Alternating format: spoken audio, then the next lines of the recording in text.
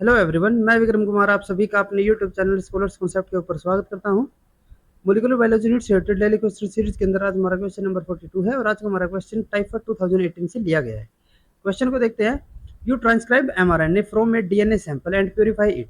You then separate the two strand of DNA and analyse the base composition of each strand and of the mRNA। You obtain the data shown in the table below. Which strand of the DNA is serving as a template for the mRNA synthesis? अब यहाँ पे हमें क्या बताया हुआ है कि हमारे पास कोई डीएनए का सैंपल था, जैसे कि ये हमारे पास डीएनए का डबल स्टैंडर्ड कोई सैंपल है, ठीक है, और इस डीएनए को यूज करके हमने एक एमआरएनए सिंथेसाइज किया यहाँ पे, ठीक है। ये जैसे कि हमारा एमआरएनए हो गया, ये हमारा क्या था, डीएनए है, और ये हमारे पास एक एमआरएनए आ गया, ठीक है।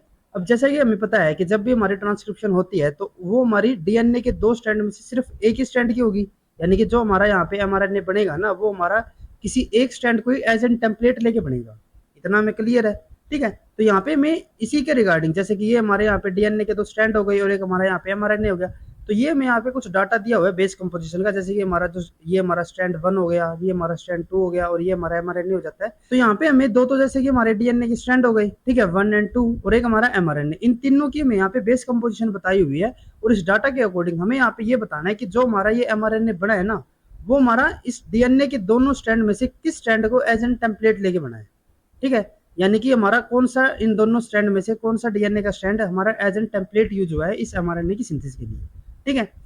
अब जैसा कि हमें पता है, जैसे कि अगर हम यहाँ पे सपोज करके चल रहे हैं कि ये हमारा टेम्पलेट हो गया, ठीक है, तो जब हम किसी भी डीएनए स्ट्रैंड को एज एन टेम्पलेट यूज करेंगे तो जो हमारा यहाँ पे एमआरएनए बनेगा उसका जो यहाँ पे बेस कंपोजिशन होगा वो हमारा इसके सिमिलर होगा। लेकिन यहाँ पे क्या होगा कि जैसे कि अगर हम यहाँ पे सपोज करके चल रहे हैं, जो हमारा यहाँ पे टेम्पलेट है, टेम्पलेट के अंदर अगर हमारे यहाँ पे एडेनिन होगा तो यहाँ पे हमारी जो बेस पेयरिंग होगी वो इसके कॉम्प्लीमेंट्री होगी, यानी कि हमारा जब एमआरएनए इससे सिंथेसाइज होगा ट्रांसक्रिप्शन के थ्रू, तो जो हमारा यहाँ पे एडेनिन है इसके हमारे अपोजिट यहाँ पे क्या मिलेगा, हमें यूरासिल मिलेगा, क्योंकि एमआरएनए के अंदर या फिर आरएनए के अंदर हमारा थायमिन तो होता नहीं है, यहाँ पे हमें क्या मिलेगा, यूरासिल मिलेगा। यानी कि जितना भी हमारा एडेनिन का कंटेंट होगा लगभग उतना ही हमारा यहाँ पे यूरासिल का कंटेंट होना चाहिए। अगर हम जैसे यहाँ पे सपोज करके चलते हैं, ये हमारा टेम्पलेट का कोई कंपोजिशन होगी, ठीक है, और ये हमारी होगी आरएनए, एमआरएनए की हम बात कर रहे हैं, ठीक है। तो टेम्पलेट में जितने हमारे एडेनिन होगी कंपोजिशन, उतनी हमारी कंपोजिशन किसकी होगी, यूरासिल की होनी चाहिए, क्योंकि ये इसके कॉम्प्लीमेंट्री रहेगा।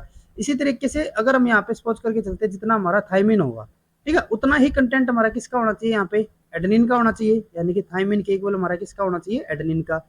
जितना हमारा यहाँ पे साइटोसिन होगा उसका ही इक्वल हमारा किसका कंपोजिशन होना चाहिए, यहाँ पे ग्वानिन का होना चाहिए। तो हमारा सी के अपोजिट यहाँ पे क्या आएगा, जी आ गया।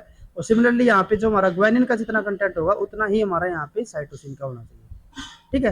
तो यानी कि हमारे कुछ इस टाइप से बेस कंपोजिशन रहेगी जिसको भी हम टेम्पलेट यूज करेंगे। अब एक हम यहाँ पे सपोज करके चलते हैं कि जो हमारा डीएनए स्ट्रैंड 1 है ना, वो हमारा एज एन टेम्पलेट यूज हुआ है यहाँ पे, ठीक है।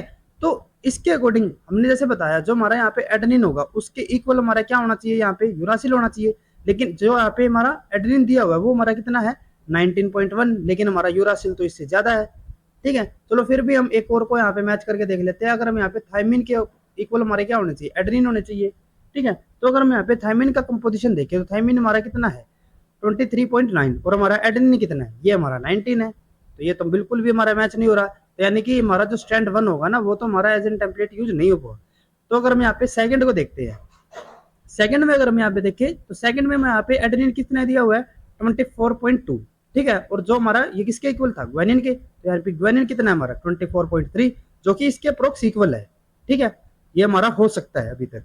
देन उसके बाद अगर हम यहाँ पे थायमिन की बात करते हैं तो थायमिन हमारा यहाँ पे कितना है, 19.3, और यहाँ पे हमारा एडेनिन कितना है, 19 है, ठीक है। तो यहाँ पे हमारा क्या हो गया, लगभग इक्वल हो गया ये, ठीक है। तो यहाँ तक भी हमारा ठीक हो गया ये। देन उसके बाद अगर हम साइटोसिन की बात करें तो साइटोसिन हमारा यहाँ पे कितना है, 25.7, और यहाँ पे कितना है 25.9, क्योंकि हमें ग्वानिन देखना है ना इसके अपोजिट। तो ये दोनों भी लगभग हमारे इक्वल है, तो ये भी हमारा हो सकता है। तो सिमिलरली यहाँ पे हमारा जो ग्वानिन है वो कितना है 30.8, और यहाँ पे कितना है 30.8, तो ये हमारा बिल्कुल इक्वल ही हो गया। तो ये हमारा यहाँ पे करेक्ट रहेगा, यानी कि जो हमारा डीएनए स्ट्रैंड 2 है वो हमारा एज एन टेम्पलेट यूज हुआ है। तो यानी कि हमारा यहाँ पे जो सेकंड ऑप्शन होगा वो हमारा करेक्ट होना चाहिए। बाकी ऑप्शन के अंदर उन्होंने स्टैंड 1 दिया हुआ है, ये हमारा इनकरेक्ट हो गया। बोथ स्टैंड, ये भी हमारा नहीं हो सकता, क्योंकि दोनों में से सिर्फ हमारा एक ही स्टैंड यूज होगा ना, ठीक है। ये भी नहीं हो सकता, और नेदर, यानी कि ये भी हमारा यहाँ पे नहीं आएगा। तो यानी कि हमारा जो बी ऑप्शन होगा वो हमारा यहाँ पे करेक्ट रहेगा। अगर आपको ये वीडियो यूजफुल लगी हो तो please like and share this video.